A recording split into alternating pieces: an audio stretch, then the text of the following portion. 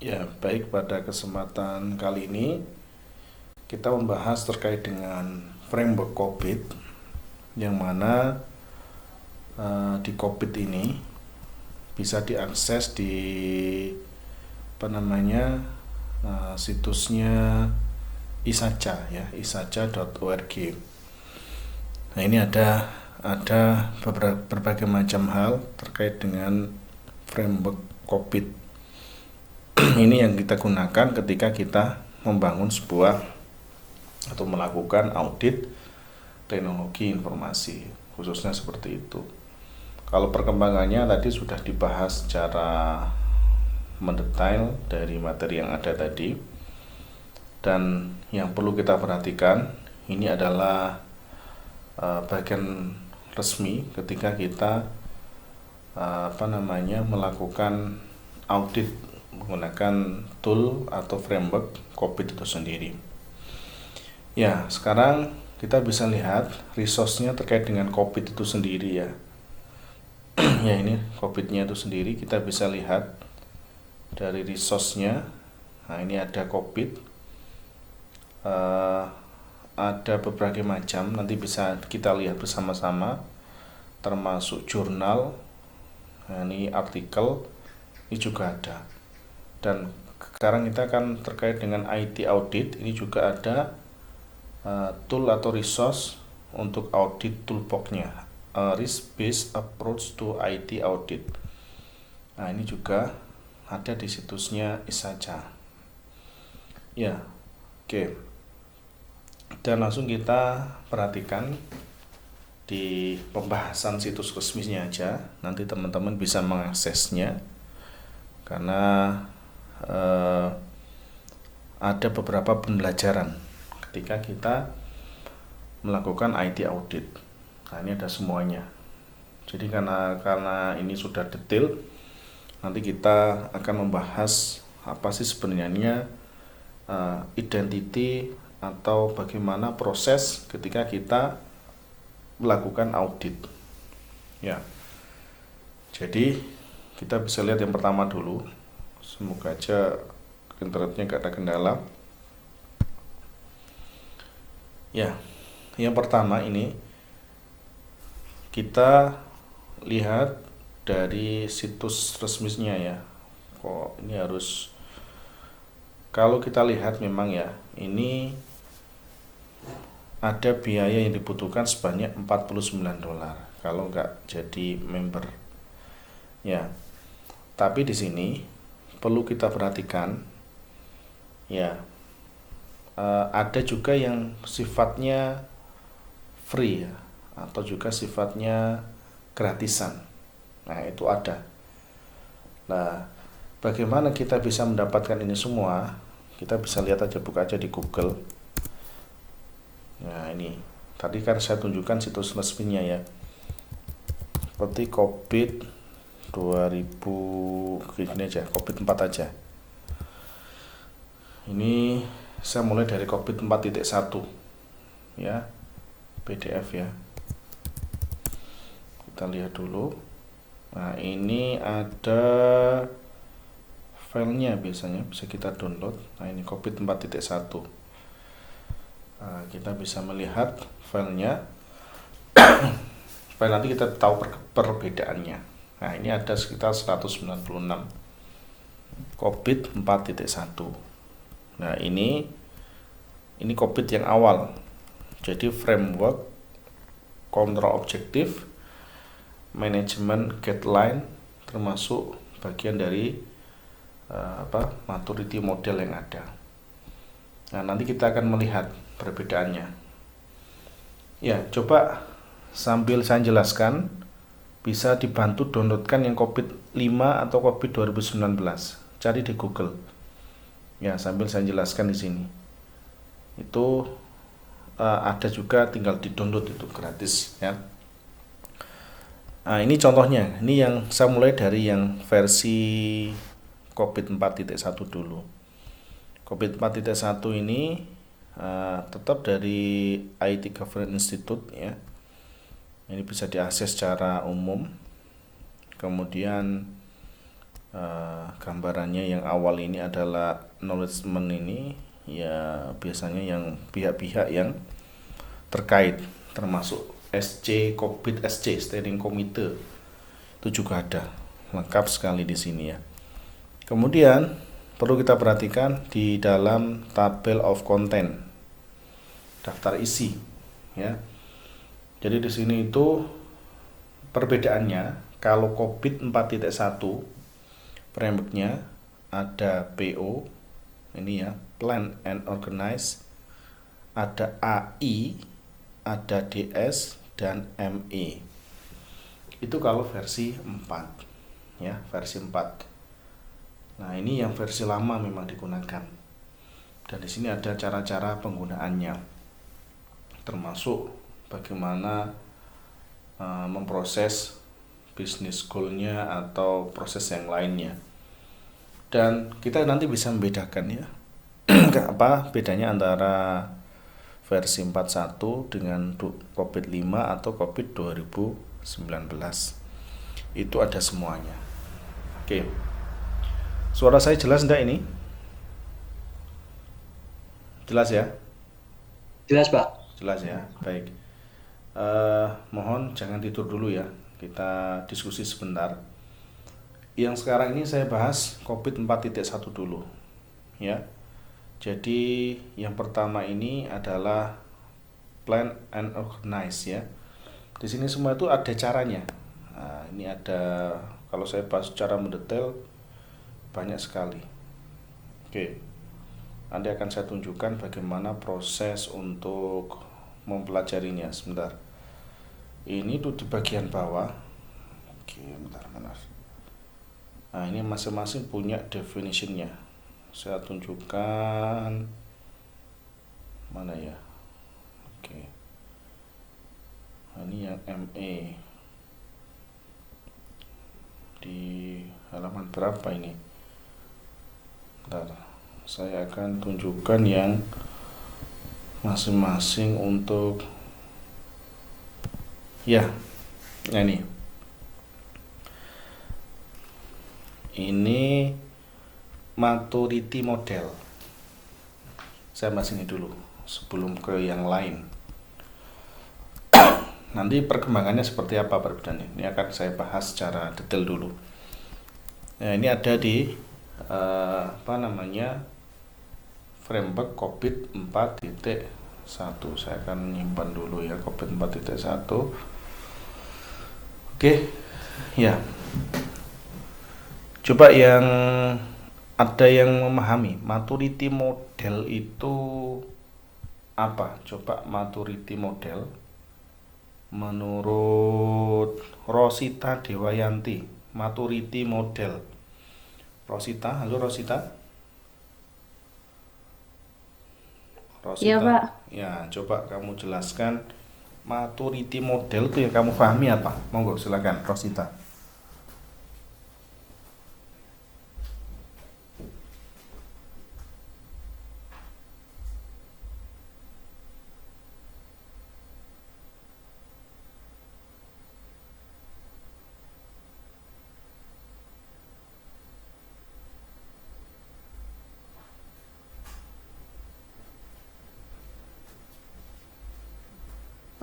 Maturity model itu yang saya pahami itu kayak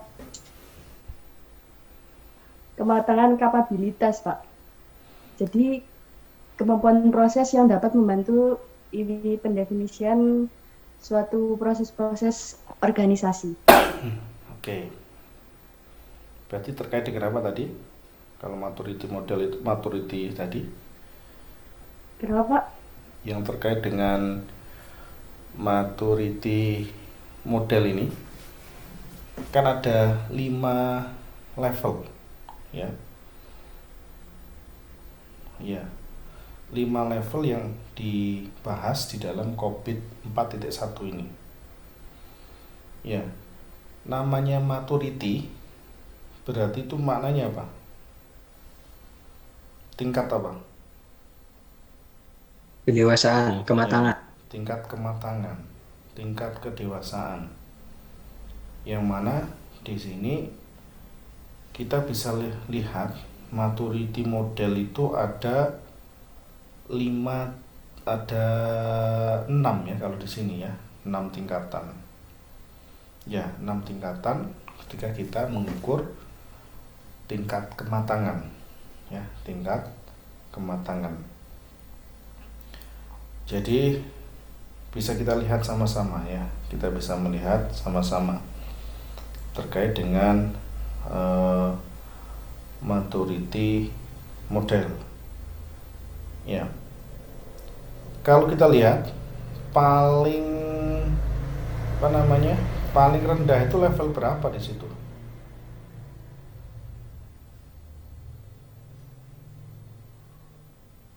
Halo?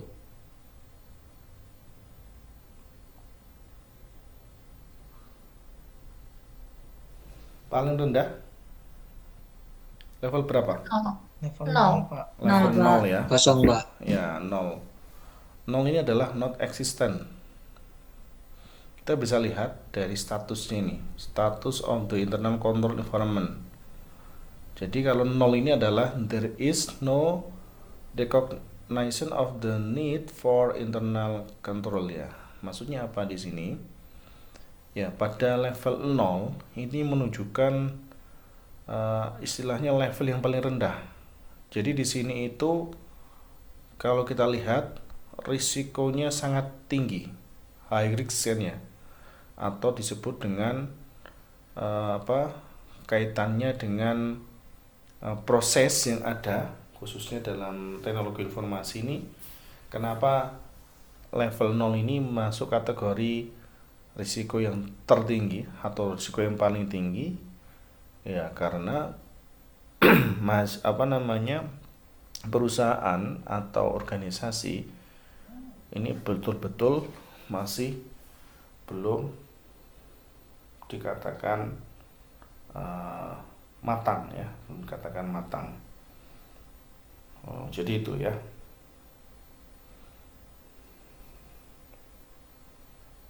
Ya.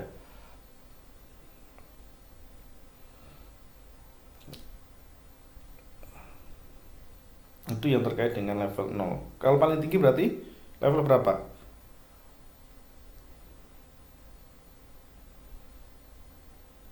Halo? 5 ya. Ya.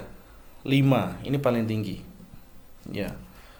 5 ini kita lihat ya sangat optimize ya. Jadi di sini kalau kita lihat pengendalian dan isu risiko itu sudah bisa dihandle dengan baik.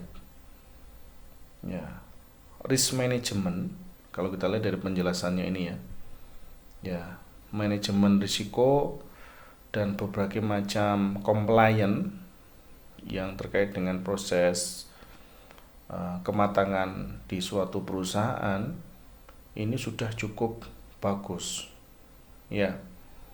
Jadi kontrolnya itu sudah bagus sehingga cara umum IT proses yang sudah ada ini sudah berjalan secara efektif dan efisien.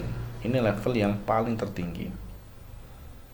Nah, kita sebagai seorang auditor IT, maka kita harus bisa mendefinisikan sekarang itu perusahaan atau organisasi tersebut yang kita audit tingkat kedewasaannya level keberapa. Ya, ini yang perlu kita perhatikan ketika kita membahas tentang risiko yang ada ini. Ya, namanya audit ini prosesnya memang cukup kompleks. Jadi tadi sudah saya bahas ya, level yang paling rendah dan level yang paling tinggi. Nah, kalau di atasnya 0 ini adalah ada 1 atau inisial atau ad hoc ya. Ya, ad hoc atau inisial. Jadi di dalam level 1 ada berbagai macam hal terkait dengan rekognisi yang dibutuhkan untuk pengendalian internal. Ya, pengendalian internal. Dan pendekatannya yaitu terkait dengan risiko dan pengendalian kebutuhan. Ya, itu yang perlu kita perhatikan terkait dengan tahapan inisial. Nah, berikutnya secara umum kita bisa melihat dari berbagai macam hal, termasuk tahapan yang level yang kedua. Ini juga bagaimana kita bisa memberikan pemahaman atau motivasi terhadap berbagai macam kebijakan atau mungkin dari berbagai macam individual yang terlibat di dalam perusahaan. Itu di bagian repeatable but intuitive ya, atau level yang kedua. Ya, yang ketiga itu adalah defined ya. Defined ini terkait dengan proses untuk critical IT proses. Jadi di sini berkaitannya dengan nilai atau yang kaitannya dengan hal-hal untuk pengendalian kebutuhan. Sehingga gap, ya ini yang ketiga ini ya, gap atau kesenjangan itu bisa kita minimalisir. Nah, jadi nanti ada gap itu antara yang ditemuan dengan yang sudah teridentifikasi itu bisa kita minimalisir. Kira-kira apa saja sih yang perlu kita definisikan untuk critical IT yang berkaitan dengan organisasi tersebut. Dan yang keempat, ini adalah manage and measurable. Ini kaitannya dengan keefektifan untuk pengendalian internal dan juga untuk lingkungan di dalam suatu organisasi terkait dengan manajemen risiko. Ini level 4. Dan cara umum ini adalah penentuan mendalam ketika kita menentukan maturity model. Dan di COVID 4.1 dibahas pada halaman 175 ini. Nah, ini masih kita bahas terkait dengan internal control atau level kedewasaan. Jadi ketika kita mengaudit, ini tahapan untuk yang perlu kita perhatikan. Kira-kira sekarang ini sudah masuk tahapan yang mana? Oke. Nah, ini sudah ketemu ya. Nah, ini kita mapping. Saya putar dulu ini biar kelihatan. Ya, ini kelihatan semua ya. Kelihatan, Pak. Ya, ini kalau pakai versi 4.1, enggak apa-apa, supaya nanti tahu perbedaannya. Nah, ini. Yang pertama ini adalah terkait dengan mapping IT process to IT governance. Fokus areanya COSO, COVID IT resource, and COVID information criteria. Nah, ini kita bisa melihat. Jadi kalau 4.1 dia fokusnya di sini. Ada IT governance focus area, COSO, COVID IT resource, dan COVID information criteria. Ya, ini yang perlu kita perhatikan. Nah, ini ada keterangannya ya. P ini dia sebagai primary enabler. S dia sebagai secondary enabler. Ya, jadi itu keterangannya. Jadi ada, sekali lagi ada P, ada S ya. Oke. Jadi primary dan secondary. Oke. Ya, kita bisa melihat dari ini semua itu ada di bagian awal sebenarnya. Bentar, saya tunjukkan dulu. Nah, ini aja biar nanti fokus. Nah, kita bisa lihat sama-sama hubungannya dengan business goal untuk untuk memproses ke IT goal-nya. Nah, ini saya mulai dari awal dulu.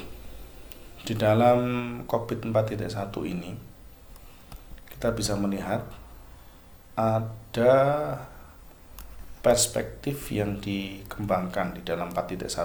Nanti setelah 4.1 kita memahami, masuk ke bagian yang lain. Dan setelah itu nanti ada cara mengaudit bagaimana. Jadi itu. Oke. Yang pertama ada financial perspective, ya. Financial perspective. Jadi ada 4 tahapan. Ini dikenal dengan istilah balance scorecard. Ya. Dikenal apa tadi? Halo? Dikenal dengan apa? Konsep balance scorecard. Ya, atau BSC ya, balance scorecard. BSC ini kalau kita lihat ini adalah salah satu metodologi ya, pengukuran ketika kita mengimplementasikan pada suatu perusahaan dengan bentuk strategi manajemen. Ya, ini perspektifnya. Pertama, kita lihat dulu. Ada perspektif yang menghasilkan berbagai macam tolok ukur yang kita bisa memahaminya, ya. Jadi perspektif balance scorecard ini sebagai tolok ukur suatu kinerja, ya. Nanti itu kemudian kita bisa melihat di balance scorecard, ya, tolok ukurnya meliputi ada berbagai hal, ya. Dan dari kalau kita lihat ini, pertama kali BSC ini yang mengembangkan ini adalah Robert Kaplan dan David Norton dari Harvard Business School. Ini tahun 90-an. Nanti Anda bisa cari referensinya ya. Ya. Kalau balance scorecard sendiri itu kita bisa melihat ada berbagai macam perspektif. Ada 4 ya, yaitu perspektif keuangan, ini finansial ya, keuangan ya, customer ini pelanggan, kemudian ada juga perspektif internal ya, internal, ada juga berkaitan lagi learning and growth perspective atau dikenal dengan istilah proses bisnis atau pembelajaran ya. Oke. Yang pertama dulu, kita akan bahas di sini dulu. Yang pertama adalah financial perspective atau dikenal dengan perspektif keuangan. Ya, perspektif keuangan ini yang jelas berkaitan dengan keuangan di perusahaan atau organisasi. Jadi cara pandangnya karena berhubungan dengan keuangan adalah bagaimana perusahaan itu mampu mengelola di sini ya, mengelola keuangannya dan tetap stabil. Ini yang perlu kita garis bawahi di sini. Misalnya ada biaya untuk operasional, biaya untuk produksi, biaya untuk sumber daya manusia dan sebagainya. Itu berarti ada proses pemasukan, ada proses pengeluaran. Sehingga jelas ketika di perspektif keuangan, business goal yang terkait, ini mohon diperhatikan ya. Ada IT goal. Ya, IT goal ini kaitannya di sini. Nah, ini IT goal. Ini kita bisa melihat 24 ini, maksudnya poin ini 24. Jadi ini nyambung semua, namanya framework ya. Mohon bisa difahami betul ya. Fokus ya. Karena masing-masing ini memiliki business goal yang berbeda-beda. Ya, misalnya ini perspektif keuangan. Jadi bisnis goalnya langsung teridentifikasi di sini. Ya, ada 1, 2, 3 ini yang terkait. Ya, yang pertama adalah provide a good return on investment of IT enable business investment. Ya, ini kalau kita kaitkan dengan business goal yang pertama BG1. Nah, kalau di sini coba saya tanya aja. Yang business goal yang pertama menurut siapa ini ya? Zulfa Hindi. Yang kamu tangkap poin pertama apa nih Zulfa? Halo Zulfa Hindi. Kok nggak ono kak? Iya, Pak. Iya Zulfa, yang kamu tangkap di sini apa? A good return on investment of IT enable business investment. Apa maksudnya ini? Terkait dengan apa di sini? Business goal-nya kan ini keterangannya. Business goal-nya. Ini COVID mati T1 ya. Nah, gimana itu kalau kamu memahaminya? Susah nggak, Zulfa? Yang poin satu aja.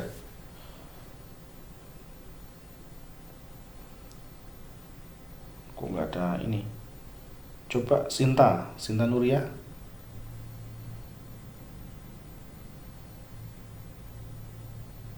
Sinta? Iya, Pak. Ya ini apa? Kalau menurut saya, Apa itu? Nggak usah kamu terjemahkan semua, nggak usah. Di sini kan ada good return on investment. Di sini aja ada juga business investment. Berarti apa di situ?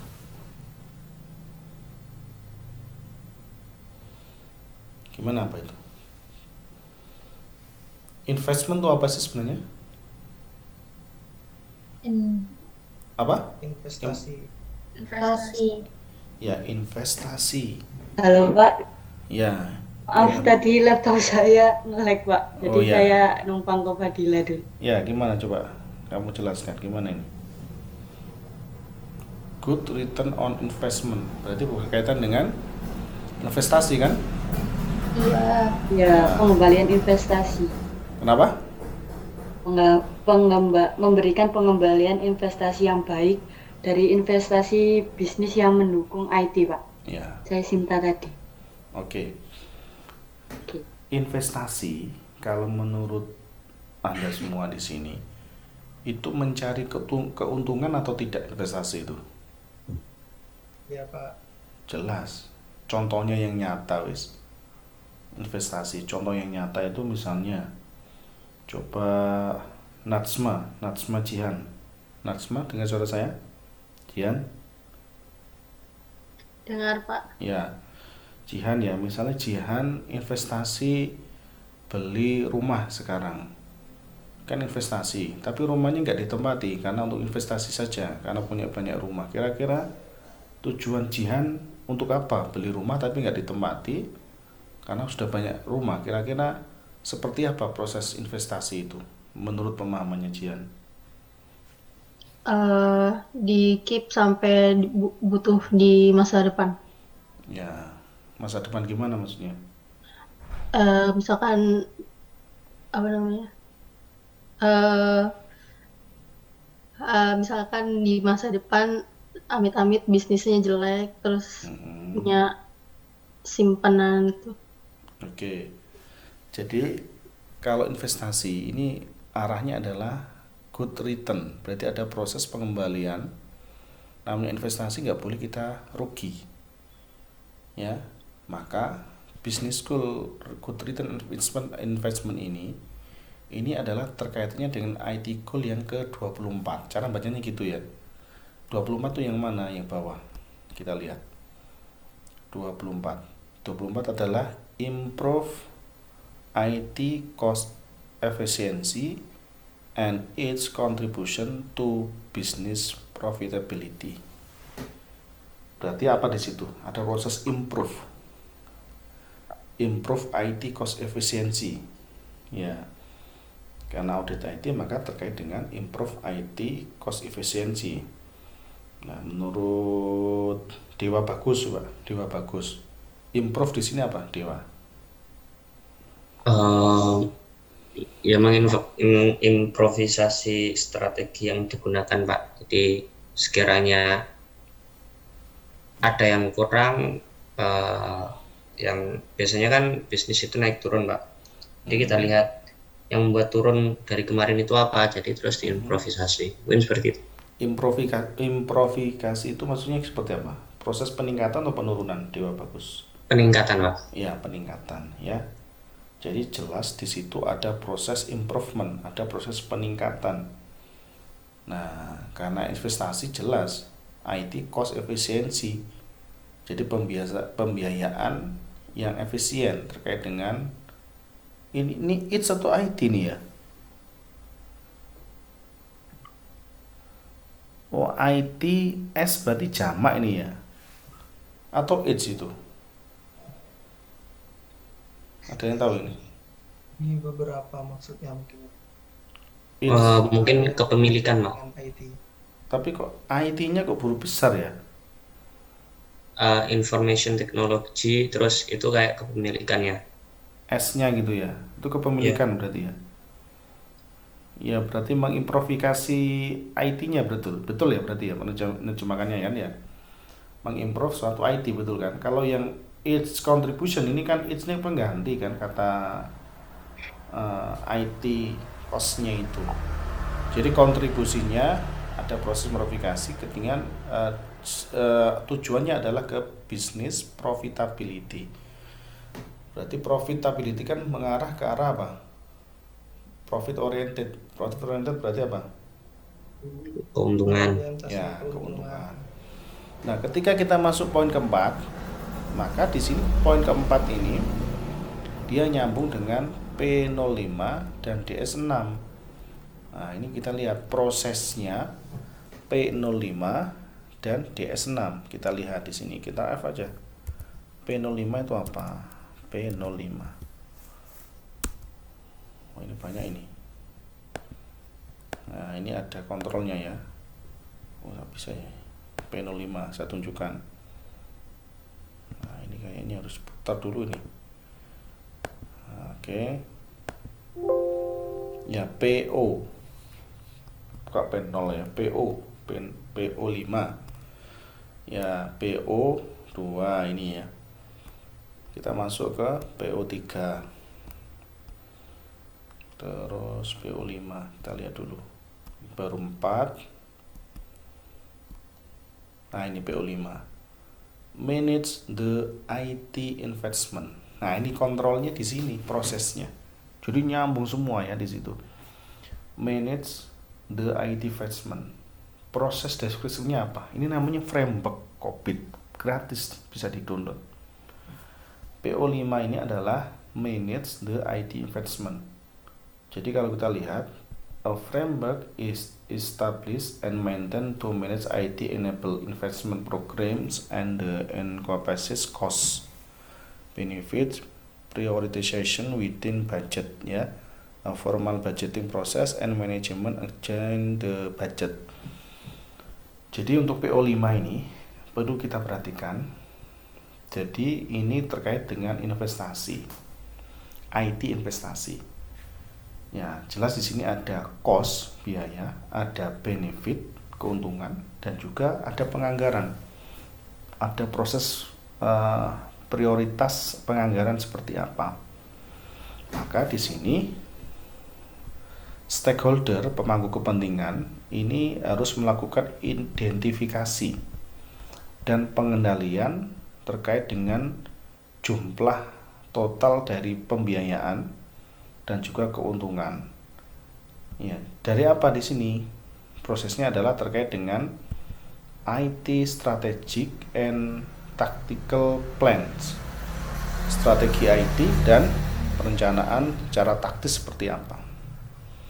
Maka di sini ya ada istilah TCO ya, Total Cost of Ownership, yang mana ini ada kaitannya dengan keuntungan dari sisi bisnis dan juga terkait dengan investasi ya dalam pengadaan IT. Ya. Ini yang perlu kita perhatikan. PO5 Manage the IT Investment, ini ada bagannya pula. P tadi apa? Primary ya, S-nya adalah secondary. Yang jelas di dalam COVID namanya framework itu kerangka kerja sudah didefinisikan. Effectiveness, efficiency, confidentiality, integrity, availability, compliance, dan reliability. Nah ini, tapi dari kasus PO5 ini, dia masuk kategori primer adalah effectiveness dan efisiensi. Namanya investasi, maka yang menjadi hal primer ya, primer itu adalah dari sisi efektivitas dan efisiensi. Kemudian yang secondary, reliability. Kalau yang lainnya ini kosong, berarti dia nggak masuk dalam primary maupun secondary. Itu cara mengerjakannya ya nanti. Nah ini saya bahas dulu dari frameworknya ini, silakan nanti Anda bisa download. Kemudian di dalam ini juga ada PO, AI, DS, sama ME. Ini adalah domain yang digunakan di COVID 4.1. PO ya, PO Plan and Organize, AI Deliver and Support, Monitor and Evaluate. Kemudian kontrolnya untuk IT proses, yang pertama adalah memanage the IT investment. Ini ada cara-caranya, yaitu satisfies the business requirement for IT of, dimana di sini FOC, yaitu terkait dengan tingkat identifikasi kebutuhan untuk bisnisnya bagaimana, dan fokusnya agar efektif dan efisien terkait dengan IT investment. Maka di sini harus ada forecasting and allocating budget. Budget itu penganggaran. Ini lengkap sekali nih. Seperti apa proses penganggaran dan proses forecasting, ya namanya dana, maka harus jelas arahnya mau kemana. Jadi bukan jor-joran menghabiskan anggaran enggak, tapi betul-betul efektif enggak, efisien enggak. Ini karena investasi. Lah, N is measured by, jadi ini bisa kita ukur dengan melihat dari berapa persentase atau persentasi dari reduction of the unit cost of the deliver IT service. Ya, persentase pengurangan dari unit cost pada layanan IT ya, delivered IT service, layanan IT itu seperti apa, dan atau juga persentase yang lain. Sehingga di sini ada hal yang menarik, yaitu primary itu di sini di IT governance, itu tata kelola IT. Untuk kasus ini yang paling primer itu adalah di value delivery. Ya, itu yang perlu kita perhatikan. Secondary yang lainnya, strategic alignment, ini masuk dalam kategori secondary. Risk management, nah ini bisa membahayakan, bisa tidak kalau dalam risiko ya. Jelas itu bisa kita lihat dari persentasenya. Makanya di dalam PO5 ini, maka ada kaitannya adalah terkait dengan application dan infrastruktur dan people. Information tidak masuk di sini. Ya, ini untuk investasi. Jelas application terkait misalnya kalau menggunakan IT itu softwarenya bagaimana. Kalau infrastruktur berarti tata kelolanya, servernya bagaimana, jaringannya seperti apa. People ini berarti orang yang menjalankan. Nah, ini untuk PO5. Sehingga untuk mengontrol ya atau mengendalikan untuk PO5 ini, maka ada beberapa kontrol objektif yang ada. Mulai dari PO51 sampai dengan PO55 yang masing-masing ini memiliki pola Dan ini bisa kita ukur sampai sejauh mana sih proses dalam IT audit. Yang pertama adalah PO51, Financial Management Framework. Jadi di sini ada framework untuk manajemen keuangan. Nah, ini kita bisa melihat sama-sama. Establish and maintain a financial framework to manage the investment and cost of IT asset. Jadi di sini ada proses, yaitu manage the investment, jadi ada manajemen investasi dan pembiayaan dari aset IT serta pelayanannya, yang mana ini kalau kita hubungkan adalah dari sisi investasi, business case maupun IT budget. Nanti bisa kita gunakan skala di situ, kita ukur kira-kira seperti apa. Namanya audit yang cross check, itu yang PO51. Jadi masing-masing nanti itu kita definisikan di sini. Oke, kemudian PO52 ada juga sendiri, PO53 ada sendiri, dan masing-masing ini memiliki statement yang berbeda-beda. Kita ambil contoh misalnya benefit management, yaitu mengimplementasikan proses ini dan sebagainya. Kemudian kalimat berikutnya ini. Masing-masing ini nanti kita tanyakan ke stakeholder yang kita audit, pemangku kepentingan. Misalnya ke direktur IT-nya atau bagian yang terkait yang mana, itu kita tanyakan. Nah, dia masuk ke kategori yang berapa. Nanti kan saya tunjukkan file Excel untuk proses auditnya. Ya, oke. Kemudian untuk guideline-nya seperti ini, ya. Jadi untuk manage IT investment ini ada PO1, inputnya adalah strategic plan, tactical plan, project and service portfolio. Ini untuk inputnya. Ada juga PO3, termasuk dalam kategori infrastruktur requirement. PO10, update IT project portfolio. Ini yang menentukan adalah framework yang sudah ada ini. Kemudian ada AI, ini yang domain lagi, AI juga DS, DS6, ME.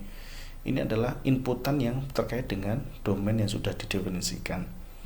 Kemudian output ini mengarahnya kemana? Cost benefit report, berarti laporan keuntungan pembiayaan atau laporan kayak keuntungan dan pembiayaan, berarti kayak laba rugi lah, mirip seperti itu.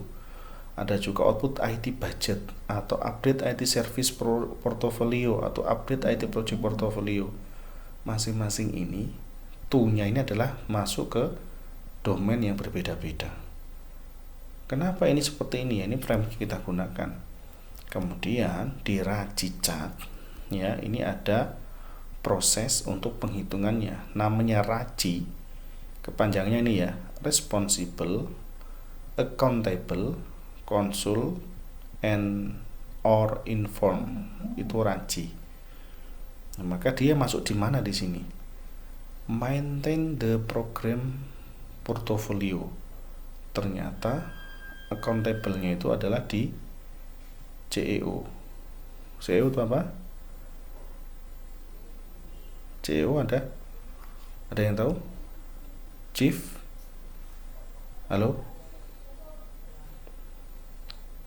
Kok tidur semua ini? Chief Chief Executive Executive Officer. Officer. Ya, oke. Dan beberapa yang lainnya, termasuk ada chief arsitek, termasuk ada kepala IT dan seterusnya.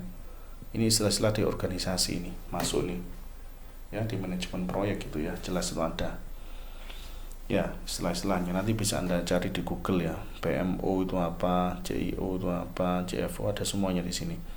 Jadi A ini masuk kategori accountable, R ini adalah responsible, berarti yang bertanggung jawab yang mana? Oh ini, ya, CFO, functionnya ya, function di dalam COVID 4.1 ya. Oke. Dan pembahasan ini banyak banget ya. Nah, ya ini yang perlu kita perhatikan di sini.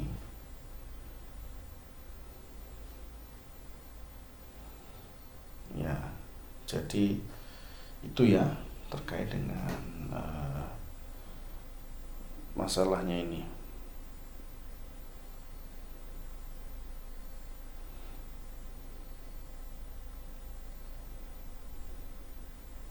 Mungkin itu ada yang mau didiskusikan sebelum saya lanjutkan.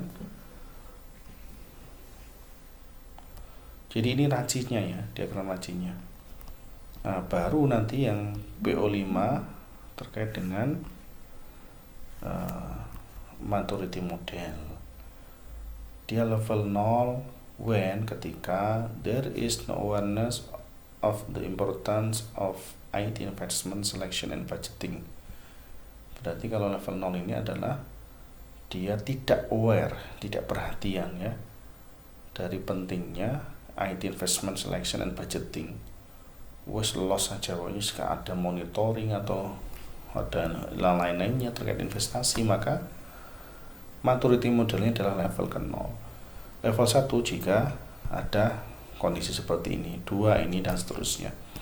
Ini ada semuanya. Makanya kalau ada yang tanya, loh kenapa Anda bisa mengatakan perusahaan X masuk ke level yang ketiga untuk maturity modelnya? Maka Anda harus bisa menjawab ini, memahami ini. Nah, level ketiga ini kaitannya adalah terkait dengan policy and process untuk investment and budgeting yang didefinisikan. Jadi kebijakan dan proses untuk investasi dan penganggaran itu sudah terdefinisikan. Selain itu adalah terdokumentasi dan dikomunikasikan juga, ada buktinya. Dan yang lain-lainnya termasuk penggunaan IT budgeting maupun IT investment. Maka masuk level 3. Ya, itu namanya audit. Oke. Nah, ini sebenarnya ya caranya gitu. Nah, ini sampai segini nih. Lumayan ini ya. Oke, saya tunjukkan. Oh ini caranya gitu, caranya. Saya berharap teman-teman gak bingung dengan proses yang ada. Saya dulu waktu belajar ini juga kebingungan, maksudnya apa ini, kalau ono centangi, ono ini lah. Ternyata ada maknanya yang sangat mendalam di sini. Ini namanya framework, ya. Jadi ini yang dimaksud dengan domain ya. Domain itu yang dimaksud domain ya ini itu PO1, PO2. Nah ini namanya kategori domain di COVID 4.1. Define a strategic IT plan, AI, deliver and support, monitor. Ini adalah masuk dalam domain yang dikerjakan dalam framework COVID 4.1. Termasuk ini kaitannya apa. Baik, supaya nggak lama-lama, Anda juga nggak bingung, saya buka sesi diskusi dan ini saya record.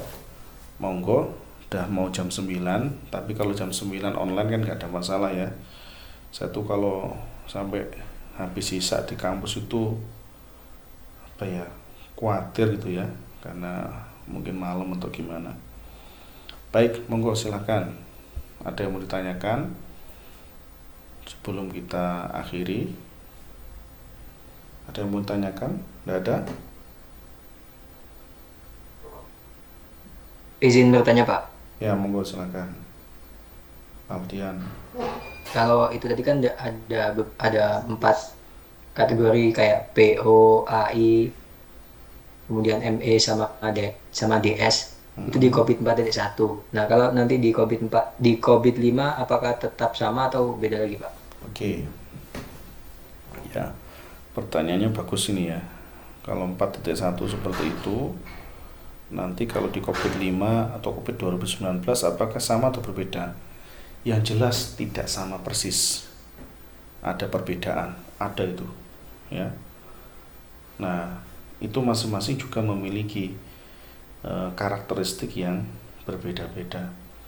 Jadi tidak mungkin sama. Sebagai contoh aja ini.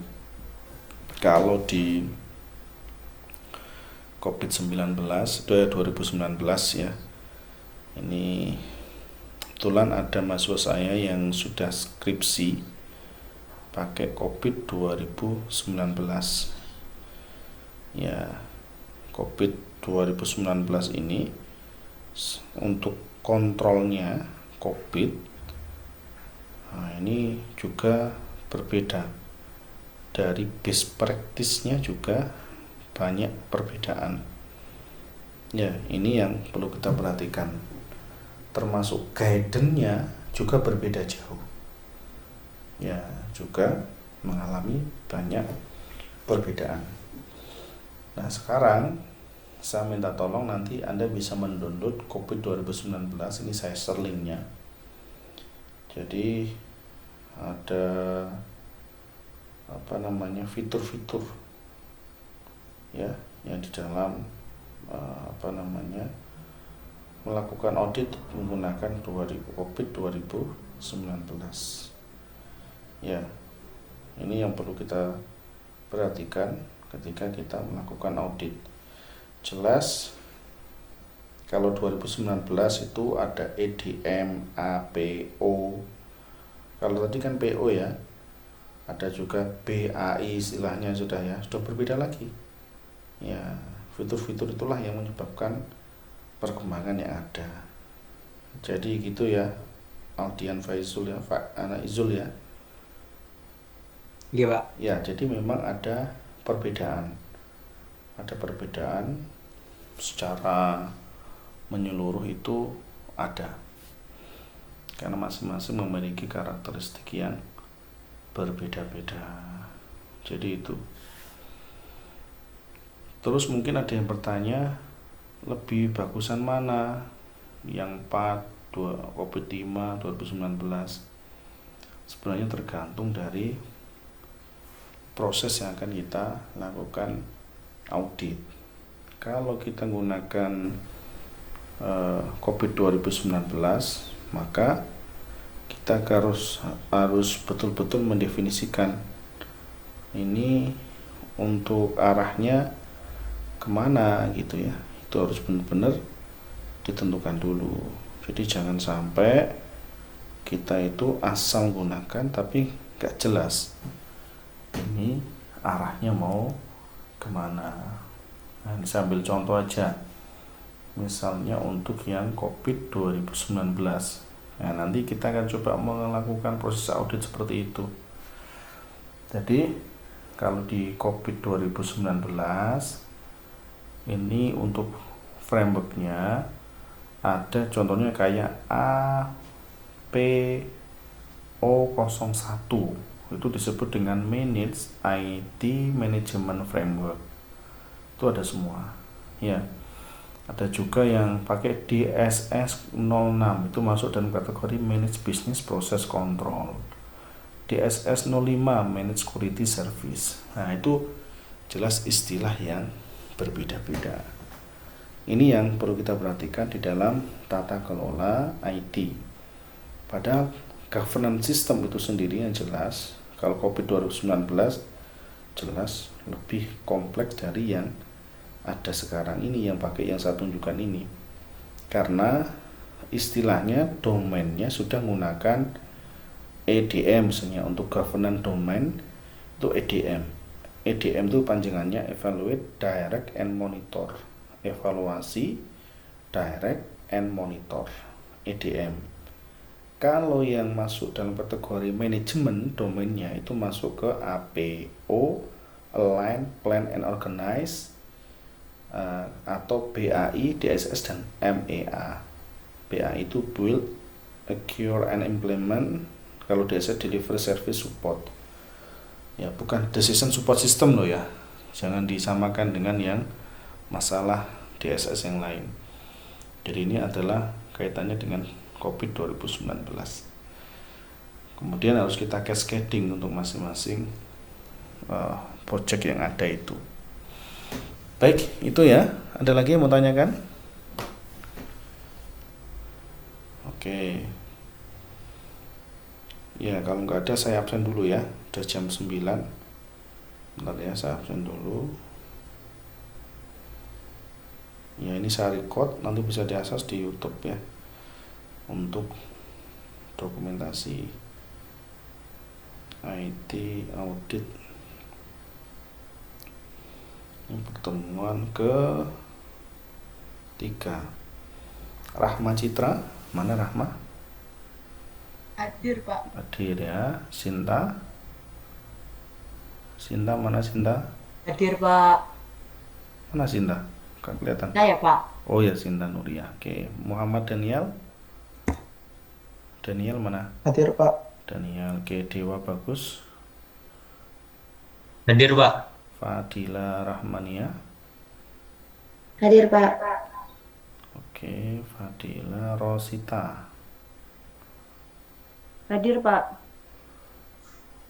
Kok nggak on kameranya Rosita? Oh ya, Pak, ya, Pak. On cam. Iya. Oh iya. Di mana Rosita ini? Di Batu ini kayaknya ya. Dibuat pisang, Pak. Di mana? Iya, Pak. Lagi di Batu nih kayaknya ya. Di kosan, Pak. Oh, tak kira. Enggak, Pak, di kosan. Oh, di kosan ya, Rosita ya. Oke, Imratus.